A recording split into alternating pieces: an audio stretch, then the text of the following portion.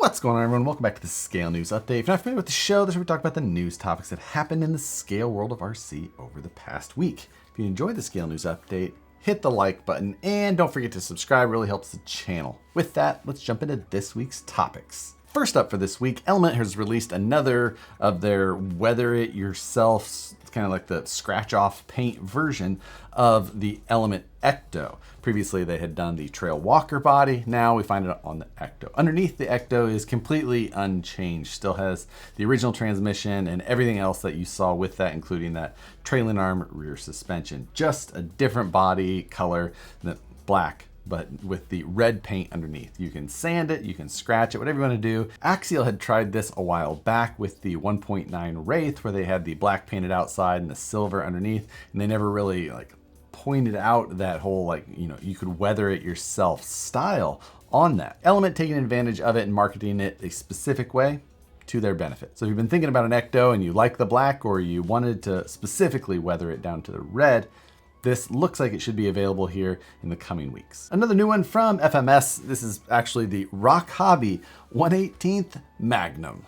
This is what kind of looks like an older style Ford pickup, I believe, like early 50s maybe-ish Ford pickup.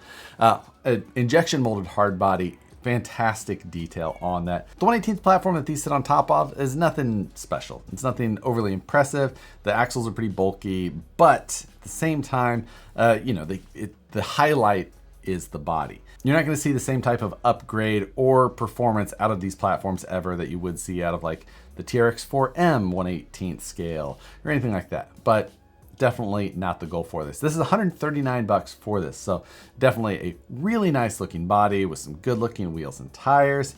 And if you're after the scale looks first, this is a great option. Vanquish Products released the V3 version of the anti-rock sway bars. The machining style on these has been updated to more closely mimic the full-size version from Rock Jock. Rock Jock used to just be kind of like a brand within the Curry umbrella, but now Rock Jock and Curry are two separate businesses. And now this is the Rock Jock by John Curry Anti-Rock Sway Bar. And that no longer falls underneath of the Curry Enterprises name, which you may have more closely associated these with in the past. Now, these sway bars were initially designed for the Axial Yeti and were used on the Bomber, but since then they've been adapted to tons of different custom builds. So if you're looking for those sway bars or replacements, trying to use them in that type of way, here is a new option for you. A handful of weeks back, I had released files for a flatbed and rear cage for the Axial SCX Pro. Also, when I was working on that, I built my own sliders for the cab-only style design, specifically like the Creep or the Power Wagon. And I did finally put those files up separately as well, in case you're after that. If you're trying to run a cab only and you want a little bit more of a tailored slider rather than the larger stock ones, these are what those were designed for. You can find these on my website. You can download them. I think they're $1.99. So I'll put a link to those in the description below, as well as links to all of the stories from this week's news. A month or two ago, we had talked about a new body option coming out from Killerbody, and this is the Jeep Gladiator. Now, this is made for the popular platforms, most specifically one of the Killerbodies platform. I think it was called the Mercury chassis, but it's also going to be available as a body set only, and the street price for it was finally released. It's going to be $188 for this very detailed and officially licensed Jeep Gladiator body set. And that doesn't seem like a bad price at all to me, considering what you get there versus what even just some of the highly detailed and licensed Lexan bodies can cost. So not a bad deal if you're a big Jeep Gladiator fan, or you just like or want a new option in the hard body space. I think this is going to be a popular one. At this point, I haven't seen it actually pop up for sale anywhere. I hear that it's likely going to hit Amazon, and I know for a fact that A-Main is going to be carrying them on their site as well. So watch for those places. Once I see it actually land in stores, then I'll try and catch back up with it, make sure that I let you guys know. But one thing you don't have to wait to buy is a new chair, like the Ewin chair that I'm sitting in here. Thanks again to Ewin for sponsoring this week of the Scale News Update. If you've been looking for a new chair for your workshop or your studio, your office space, whatever it may be, check out Ewin. I'll link to them in the description below. Check out all of the options that they have. This is the Champion Series chair, and it's available in like 7 or 8 different colors. It's got the nice diamond stitching in there. It's got a super supportive foam. The seat base itself is nice and wide. It also comes with adjustable lumbar and a back pillow. They're adjustable up and down with some strapping that goes on there, or they're easily detachable if it's just not something you're after. I've got mine detached. I feel like the chair by itself is already very comfortable for me. It's got a nice cast base to it, makes it nice and heavy. The back of the chair itself, you can actually set the angle on with a lever on the side. Pull that, you can recline it back to any level that you like without just having to lean back and have it return on you all the time. The height adjustment on it also is a nice bonus because it goes a lot higher than my previous chairs, and both my table in here as well as my editing PC where I keep this chair normally are higher than most desks are. So it puts me in a much nicer seating position, something I really appreciate from this chair. If you're interested in one of these chairs, you can go to the Ewin website, which I've linked below, and you can use code Harley for 20% off.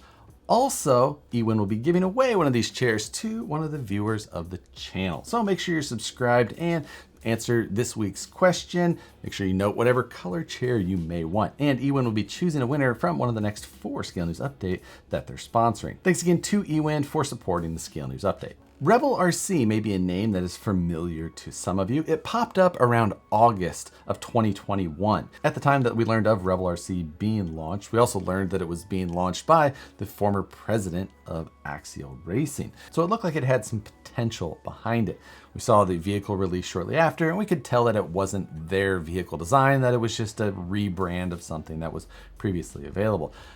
And then after that, we just didn't hear a lot about them. They kind of existed, they carried some other brands and parts, things like that.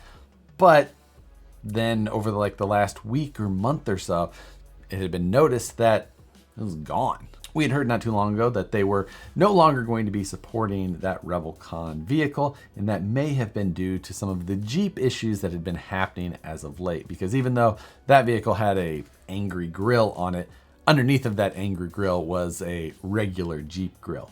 So not sure if they went hand in hand or if that had anything to do with now everything about Rebel RC just not showing up any longer. No social media, no website, nothing. Looks like the whole thing lasted about 18 months. So that was a quick one to come out, launch, have a vehicle, and then go away. So if you bought one of their vehicles, at least you can still get parts because it's basically just another vehicle that was OEM. So at least you're not out of luck. And then ironically, Yikong had a new release this week, the DF7 V2.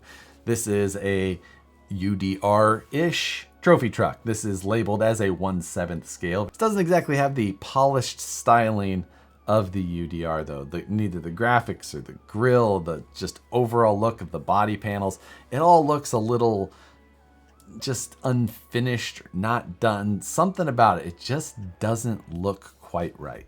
The UDR is one of the most scale looking trophy trucks. They did a fantastic job on it. I heard that the V1 version of this Yikong suffered from a number of issues. So the V2 is supposed to be addressing the issues that that vehicle had before. This is of course a more affordable option than the Traxxas, at least in many places of the world. And it does come with a Hobby Wing Max 8 ESC and a nice size brushless motor for it. So it should move right along. Speaking of holding up, I put a video out Monday showing my most recent attempts at going fast with my ARRMA infraction, specifically the Protoform GTR body infraction that I built up most recently using a bunch of the smart electronic stuff. I set some new records for myself, but not without sending the car home with some serious battle wounds.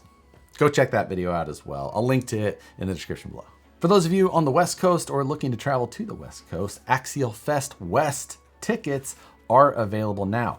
Axial Fest West will be held at Rob's Resort again this year at the end of July. Tickets for the event are being sold through Eventbrite, and there is discounts for both kids as well as veterans. So check the link out, get your tickets now, plan your trip out or your drive up, whatever it may be. Come hang out, hoping to see a bunch of you out here. RC 4-Wheel Drive recently re-released the Tightfit cap or topper rear, whatever you call it, camper shell for the back of the Mojave or Hilux body.